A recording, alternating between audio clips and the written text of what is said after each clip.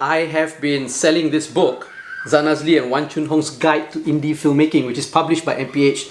For a while now. It's a really good book if you want to be a filmmaker, whether it's for YouTube, social media, TV, film, cinema, whatever.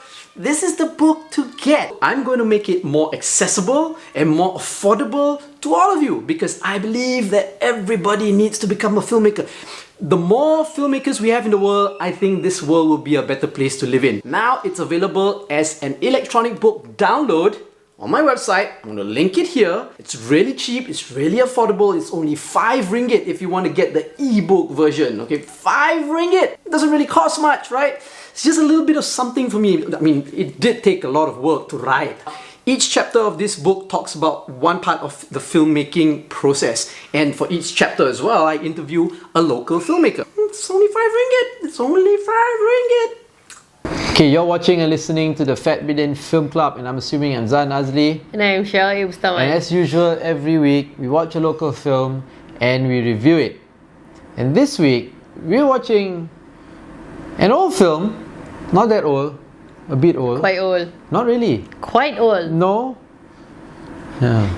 Was it before you were born? No. You sure?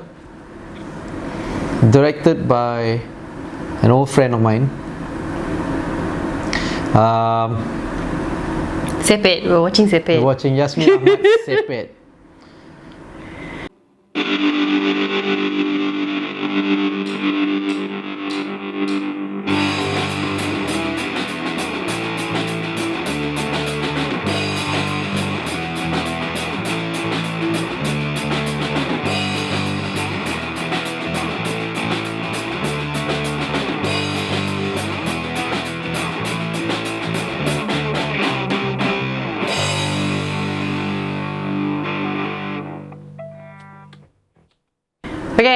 Okay, so we watched the film. We watched the film. It is shown. It's currently shown on a streaming platform. Yes, a new streaming platform called Kinidia. So you can go check it out. Kinidia.com. Kinidia.com, and it is showing for free. Yeah, and Kinidia is founded by a old student of mine, a former film student of mine.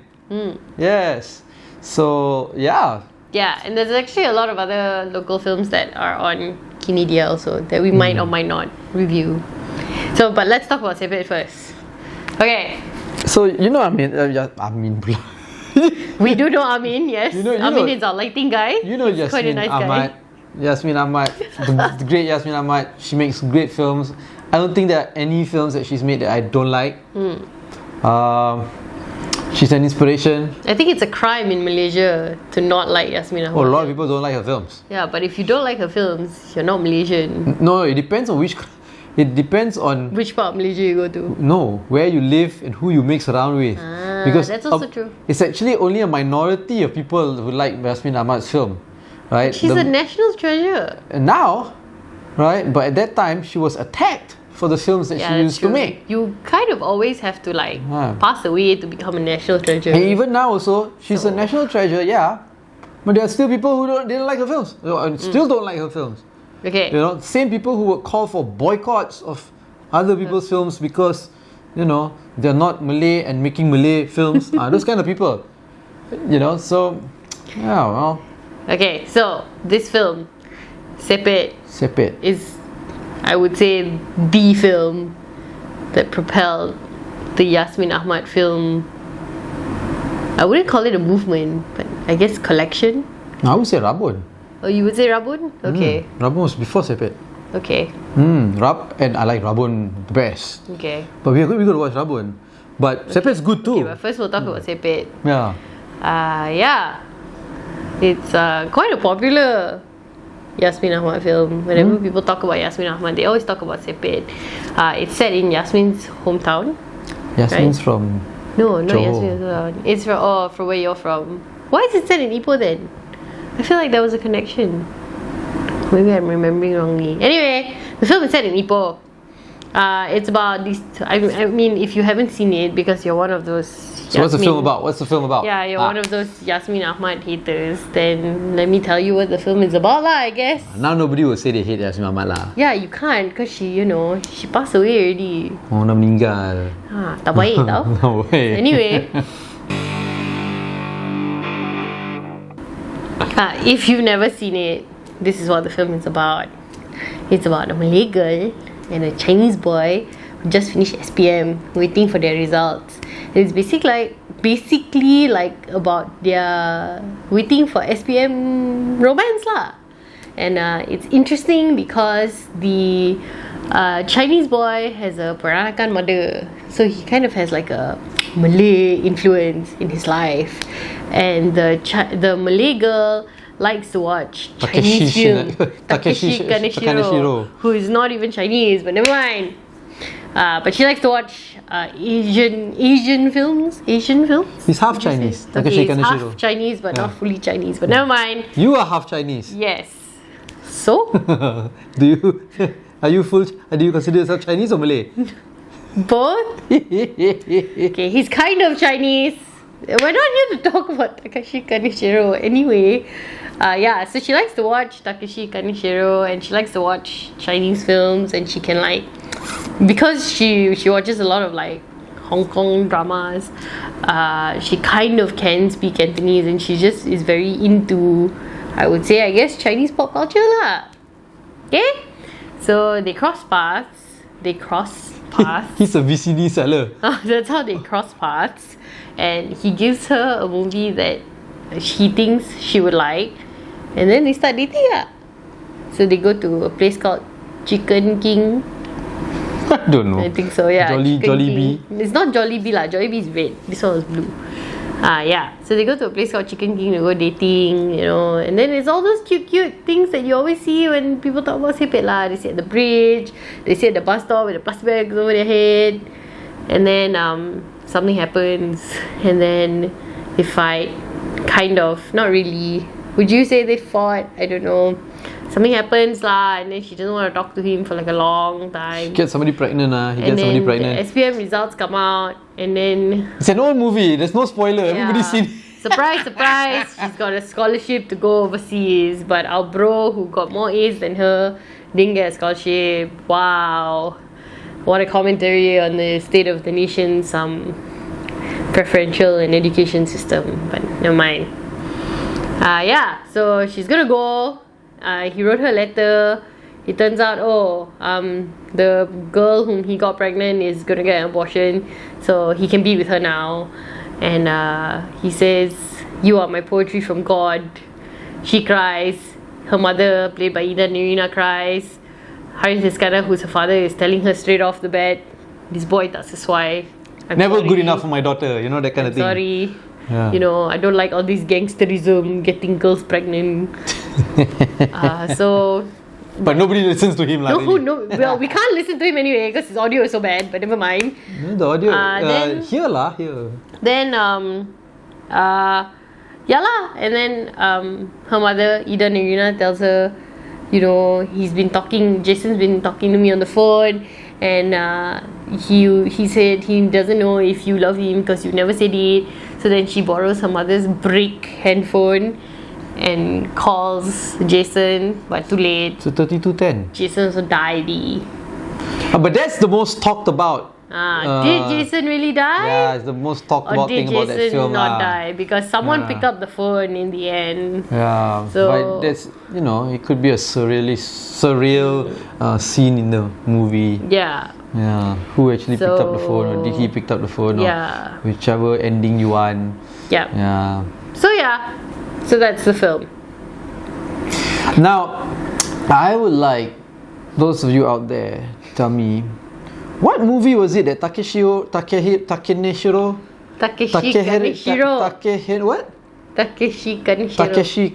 acted in? It's a Hong Kong movie, right? Where he plays a policeman with another actor, I forgot his name, and there was this famous line that I remember until now. Yam yam ha, lam lam ha, lam lam ha, yam yam ha. I went to watch that film, but I can't remember what the name of the film. How does that relate to our review right now? No, it's just Takeshi Kaneshiro. Yeah.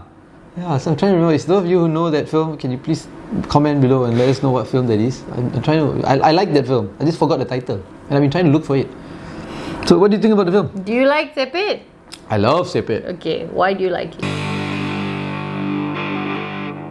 Because number one, I've seen it a few times now. When it first came out, I think I saw it at one of the premieres. I loved it because I could relate. I felt like, hey, VCD sellers. At that time, VCD and DVD sellers were the rage because in Malaysia, we couldn't really watch. There were no streaming platforms to watch movies. You couldn't download movies.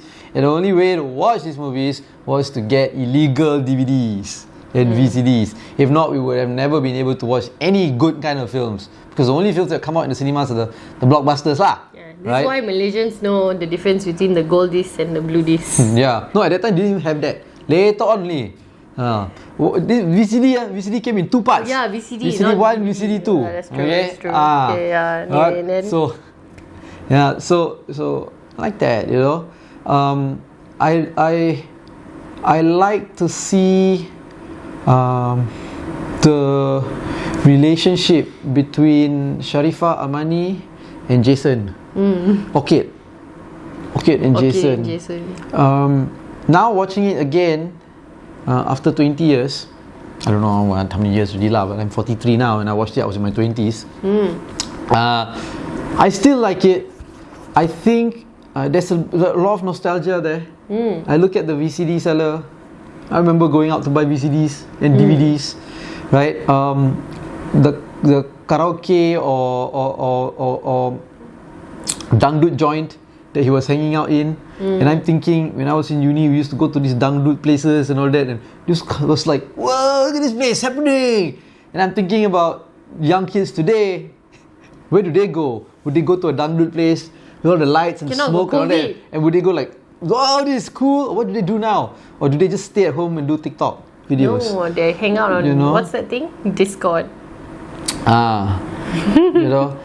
And it's nostalgia there for me. I mean, I went to school in Ipoh. Ipoh's nostalgic to me. But the biggest thing to me was the excitement of being in love.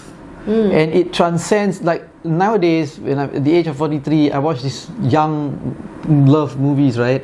Love stories. I get so irritated by how they fall in love, all this puppy love crap, you know, texting and all that.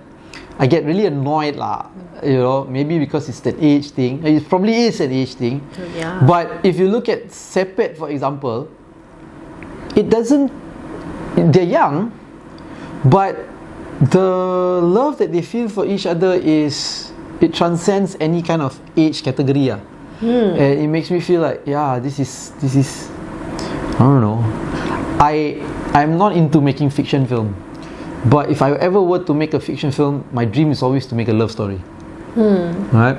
In part, I think it was because of Yasmin Ahmad. But it's also a lot because I used to watch a lot of Meg Ryan rom-coms. Like, one of my favorite Meg Ryan rom-coms, right? No, it's not What You Think, it's not You've Got Mail. Or what was the other one with Tom Hanks? She did 2 movies with Tom Hanks. So many movies. Yeah. No, I like. You've Got Mail is with Tom Hanks. Yeah. There was another one before that, which was like because it was like a reunion. The second one. That was the second one. You Got Mail. Before that, what was it called? Sleepless in Seattle. No, that was not Meg Ryan, was it? I don't know lah. But my favorite Meg Ryan rom-com was French Kiss, the one with Kevin Kline, and Meg Ryan is the daughter or granddaughter of Einstein. And then they fall in love. And there's this scene in the plane, right, where Meg Ryan is sitting next to Kevin Kline. Kevin Kline plays a Frenchman.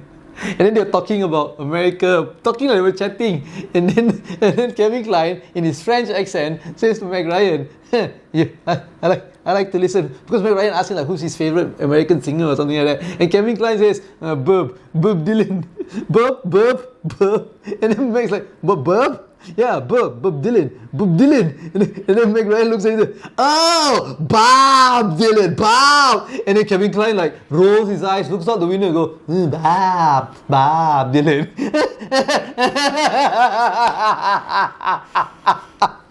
Oh God, it's so funny. So yeah, I don't know. I watched Sepet and it makes me want to cry because I feel like it's It's a representation of how pure love should be, like the kind of love that I feel for you. You know, like I say lah, you will never ever experience that kind of love, sayang.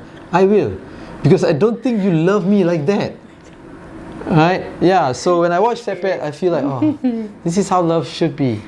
You know, instead of like me tepuk tangan sebelah tangan, whatever. You know, and then you go find lah. Well, what to do? You know, the heart wants what it wants. Then shut up. And the heart wants Don't what be it an wants, but the heart settles for whatever the heart decides to settle for. You know, so like that lah. And you know, last time when Yasmin used to always say like, why on TV, right, especially like Malay dramas, why do we always see like violent scenes, rape scenes, men hitting women scenes, husband beating wife scenes and all that? It's okay to be on TV, but if you have a kissing scene between a husband and a wife, kena potong, censored. If there's a hugging scene between a husband and a wife, kena potong, censored. Why? When that is supposed to be pure love, an expression of affection, you know? And I don't know lah, watching Yasmin's films makes me feel that way. And there were several times watching this film, so I actually cried, but you didn't see.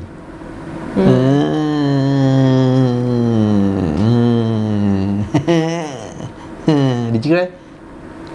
Yeah. So that's how I feel about the film. It's been 15 minutes and we've only talked about how you feel about the film. Because you asked me first, and we always do that. We go like whoever starts first, they talk. Okay, done. Okay. So in the next 5 minutes, I shall summarize how I feel about it. I guess. Linus though, Spent Linus. so much time talking about Meg Ryan and all that bullshit. Linus Chung though, in Sepet. You look so young, Linus. We just saw you a couple of weeks ago. You don't look that young anymore. I'm sorry, Linus. But it was good to see you again. It's been a while. Yeah, I'm glad to know that you're doing alright. Yes. What else? It's a good film lah. Everybody's, I don't know. We've been doing this, right? We've been looking at old films and reviewing them and talking about it. I like it. I like Sepet. Yeah. Yes. But my favorite is still Rabun. We need to watch Rabun and review it. Okay. So, what do you have to say? Well, I don't know, when we do these like rewatches, right, it's just always to see, mostly one of the things that I like to look at is whether the film has aged well or not. And you're right, Sepet is kind of a timeless sort of film, but timeless not in the sense that it's like, you know, fits every single era, but it's just very, it's almost like a time capsule. It's just stuck in this, in that particular place, but it's just such a good story that it, you know, it doesn't matter. Like millennials could watch it and feel something about it. I think, I don't know, or maybe they'll just wonder, oh, why didn't he just slide into her DMs? That's what annoys me. Anyway, yeah, it was also very nostalgic for me. I think it really brings you back to that first adolescent. So dating time. Please don't call my house. Later my father will pick up the phone, and then like you have to pick out the first ring so that your father or whoever doesn't pick up the phone. You're lucky if your house has a cordless phone. I remember when I first started dating, we did not have a cordless phone. I would have to talk like in the living room, in the middle of the living room on a corded phone. That was so I didn't really spend a lot of time talking on the phone. And it's just all of that in the movie just really brought back, you know. And then her with her Sharifah Amani with her little Gadik voice when she's talking to Jason. It's annoying now because I'm an adult, but you know, when you're young and you want to like manja and all that, I guess you would do that. And I think it's just really reminiscent of the kind of innocence that you only get once. And then, much like in the film, right, the way Jason died or didn't die, it's gone lah. That's it lah. Like if you lose it, you lose it lah. That's it. It's finished. And so it's quite poignant also. It's a good film. There's really nothing else to say. It's a good film. It's got good people in it, and it has stood the test of time. How many years? 20 years? I don't know. Ish? 20-ish years? Less than 20. It's 2004, right? 20 years lah. Or so. 18 years. Okay. Anyway, so it's on Kinedia.com. Go watch it on Kinedia. So please go watch it on Kinedia.com. I also want to say, yeah, you're right. It's the adolescent, love and all that, right? But when we started, expressing our feelings for each other. Was that what we're calling it? Yeah. We were talking late at night too on the phone. Making fun of each other, never go shower. Right? Lying down. Why is this about our relationship? No, what I'm saying is nothing to do with the film. Love is love. It doesn't matter how old you are, how young you are. When you feel that giddiness, you feel that giddiness. When you get excited, you get excited. When you miss someone, you miss someone. Yeah, but you know what I mean? It manifests in different ways, and it's not like that. Yes. Now, yeah, sure. If anything, it's more like, like how Eden Arina and Harith Iskandar's characters were, right? They play Orchid's parents, right? And they are very touchy-feely, very loving. They also like play with each other, and they're still very like goody with each other. They're still flirting with each other, and it's if anything, it's more like that lah, rather than yes. If you had listen to me finish my sentence, I was going to say that it didn't matter whether the relationship between Orchid and Jason was the young one, or the relationship between Harith and Eden Arina is the old relationship. The feelings are the same, and that's why I think when we watch this film, you don't really care about the film grammar, or how the shots are like, or what the script is like, or how the dialogue is written or delivered. You just feel it as that, and I like the juxtaposition of the two stages of love, but yet the feeling is the same. When you're excited, you're excited.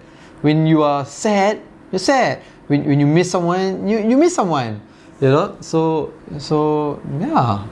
And I guess that's why it doesn't come off as to me, a teenage romance film or an old love story. You know what I mean? Yeah. Yeah. I don't feel that the feelings are the same, but I do agree that it's not a teenage rom-com or like an old romance film. For me, Sepet has always been a very, almost like a family type film. It's the kind of film that you want to watch with your family lah. Because also at the core of the film is, family. Orchid's family, Jason and his mother, and it's just... There's so many different kinds of values in it. Yeah, and it's really also a lot of different kinds of love. The film is just really full of love. It talks about race relations. It talks about respecting people no matter what your status is. It's about treating people properly. It's about being polite. It's about how can you fit so much into a simple story? By telling a simple story, you don't have to be so complicated also. Isn't it? Yeah. So watch it again, or watch it for the first time if that's what you're doing, and let us know what you think. Yeah, we need to watch Rabun also. And if you've seen it, or you remember watching it, then also let us know what you think. And like this video. We will watch Rabun, okay? Don't like this video. It's my favorite. Subscribe to all our social media platforms at Bidin. And follow us. Or go to fatbidin.com to get everything. You know what we need to add into our YouTube videos?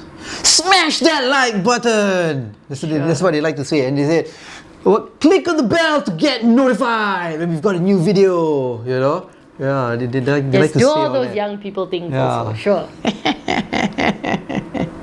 Okay, so Guns. this episode is so not related to Sepet. It's like 20% Sepet and 80% just you literally flexing. You've been watching and listening to the Family and Film Club. I'm assuming I'm Zan Azli. And I'm Shai Usan. And we're very much in love. My guns. Apparently. Kiss my guns. No. Kiss my guns. Come on. Whew, from this side. Oh.